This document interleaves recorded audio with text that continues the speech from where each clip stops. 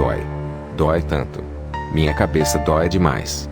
Um espalhafatoso e deslumbrante mundo de sonhos preenchido com murmúrios quebrou de repente.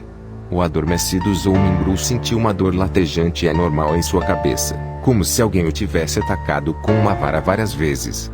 Não. Era mais como se perfurassem um objeto pontudo em suas têmporas seguido de uma torção. Oxi! Em seu estupor, Zoumingru tentou se virar para olhar para cima e se sentar. No entanto, não tinha nenhuma capacidade de mover seus membros, como se tivesse perdido o controle de seu corpo. Ao que parece, ainda não estou acordado. Estou sonhando. Quem sabe, talvez a próxima cena seja eu pensando que já acordei, mas na verdade, ainda estarei dormindo. Zoumingru, que não desconhecia encontros similares, tentou o seu melhor para focar em escapar das algemas colocadas sobre ele pelas trevas e confusão. No entanto, ainda em seu devanelo, qualquer vontade que pudesse reunir era etérea como uma névoa passageira. Achava difícil controlar seus pensamentos e fazer uma introspecção. Não importa o quanto tentasse, ainda perdia o foco à medida que pensamentos aleatórios apareciam em sua mente. Por que motivo eu teria uma dor de cabeça tão excruciante bem no meio da noite? E dói muito. Poderia ser uma hemorragia cerebral? Merda, não me diga que vou morrer jovem. Eu preciso acordar. Agora. É? Porque parece não doer tanto quanto antes. Mas porque ainda parece que uma faca cega está cortando o meu cérebro é o que parece. Dormir é impossível, como deveria ir trabalhar amanhã. Porque, ainda estou pensando sobre trabalho? Essa é uma autêntica dor de cabeça. Claro que preciso de uma folga. Não preciso me preocupar com os resmungos do meu gerente. Ei, colocando dessa forma, não parece tão ruim. E posso acabar conseguindo algum tempo para mim. Dor latejante inundou Zoumingru, permitindo-lhe lentamente acumular força e material até que enfim pudesse mover suas costas e abrir seus olhos. Por fim, se libertou de seu devanelo. Sua visão primeiro ficou turva antes de ser coberta por um leve vermelho carmesim. Tudo o que podia ver era uma escrivaninha feita de madeira robusta na frente dele. Bem no meio havia um caderno aberto com páginas amareladas grosseiras. O título foi escrito de forma chamativa com letras negras e profundas. À esquerda do caderno havia uma pilha com cerca de 8 livros bem arrumados. A parede à direita estava incrustada com canos branco-acinzentados com uma lâmpada de parede conectada a eles. A lâmpada tinha um estilo ocidental clássico. Tinha cerca de metade do tamanho da cabeça de um adulto, com uma camada interna de vidro transparente e uma externa com uma grade de metal preto. Diagonalmente abaixo da lâmpada, havia um frasco de tinta preta envolto em um brilho vermelho pálido. Sua superfície em relevo formava um padrão de anjo embaçado. Na frente do frasco de tinta e à direita do caderno havia uma caneta de cor negra com o corpo todo circular. Sua ponta brilhava um pouco enquanto sua tampa descansava ao lado de um revólver de latão. Uma arma. Um revólver. Zoumingru estava em completa surpresa. As coisas colocadas diante dele eram estranhas para ele. Não parecia nada com seu quarto.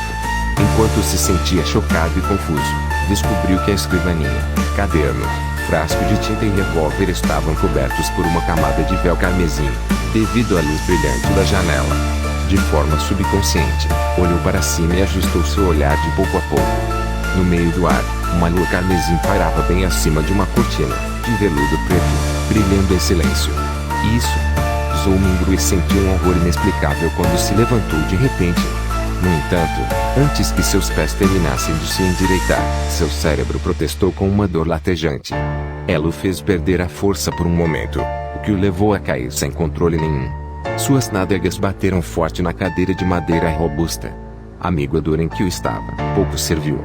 Zoumingru levantou mais uma vez, apulando-se. Ele se virou confuso quando começou a inspecionar o ambiente. O quarto não era muito grande, com uma porta marrom em cada lado. Havia uma cama baixa de madeira perto da parede oposta.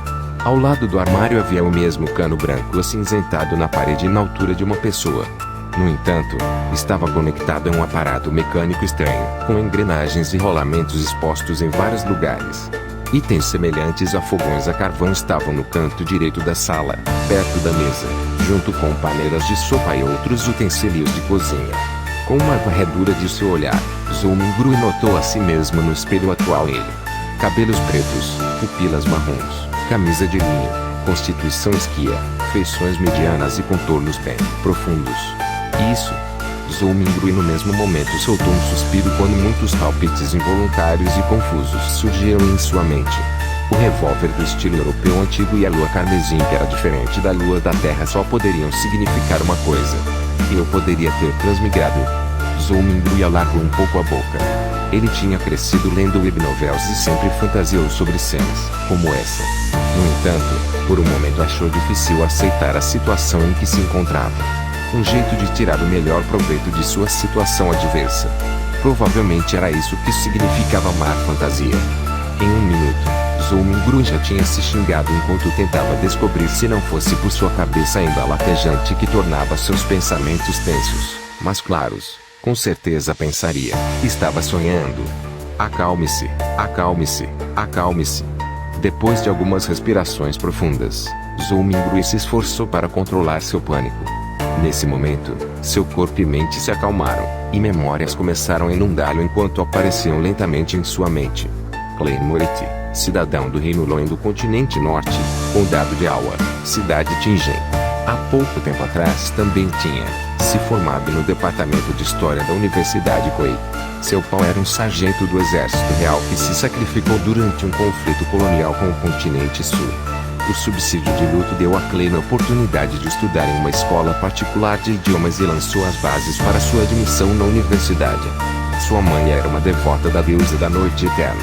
Ela morreu no ano que Clay passou nos exames de admissão da Universidade Koei. Ele também tinha um irmão mais velho e uma irmã mais nova. Eles moravam em um apartamento de 2 quartos juntos. Sua família não era rica e sua situação poderia até ser descrita como um tanto carente. No momento, a família era sustentada apenas pelo irmão mais velho que trabalhava em uma empresa de importação e exportação como escriturário. Como um graduado de História, Clay tinha conhecimento da língua antiga Fesak, considerada a mãe de todas as línguas do continente norte, bem como a língua Hermes, que aparecia com regularidade em mausoléus antigos e textos que se referiam a rituais de sacrifício e adoração. Língua Hermes. A mente de Zhou Mingru se agitou quando estendeu as mãos para esfregar suas têmporas latejantes. Ele lançou seu olhar para a mesa no caderno aberto. Notou que o texto no papel amarelado mudou de alienígena para estranho, depois para algo familiar. Por fim, se tornou algo legível. Era um texto escrito na língua Hermes. Estava escrito com tinta negra o seguinte: todos morrerão, inclusive ele. Isso. Zhou Mingru sentiu um horror inexplicável. Por instinto, recuou para trás na tentativa de aumentar a distância entre ele e o caderno, assim como o texto contido nele. Sendo muito fraco, quase caiu, mas conseguiu estender as mãos em um alvoroço para segurar a borda da mesa. Ele sentiu que o ar ao redor estava turbulento, como se houvesse murmúrios fracos ressoando nele. A sensação era semelhante a ouvir histórias de terror sendo contadas pelos mais velhos quando era criança. Ele balançou a cabeça, acreditando que tudo era uma ilusão. Zhou Mingru se equilibrou e desviou o olhar do caderno enquanto respirava fundo. Dessa vez, seu olhar pousou no revólver de latão brilhante. De repente, pensou em uma pergunta. Com a situação familiar de Clay, como eles poderiam ter o dinheiro ou os meios de comprar um revólver? Zhou Mingru não pode deixar de franzir a testa. Enquanto pensava profundamente, de repente descobriu uma marca de mão vermelha ao lado da mesa. Sua cor era mais viva que o luar e muito mais espessa que o véu. Era uma marca de mão ensanguentada. Uma marca de mão ensanguentada. Zhou Mingru virou a mão direita que segurava a borda da mesa de forma subconsciente. Olhando para baixo, viu que sua palma e dedos estavam cobertos de sangue. Ao mesmo tempo, a dor latejante em sua cabeça continuava. Mesmo que tivesse enfraquecido um pouco, perdurava incessantemente. Eu bati e abri minha cabeça. Zhou Mingru supôs enquanto se virava e caminhava em direção a um espelho com rachaduras. Alguns passos depois, uma figura de cabelo preto de estatura mediana apareceu de forma clara em sua frente. A pessoa tinha um ar erudito distinto. Este é o atual? Clay Moretti? Zhou Mingru ficou atordoado por um momento. Como não havia iluminação suficiente à noite, não conseguiu ver nada com clareza.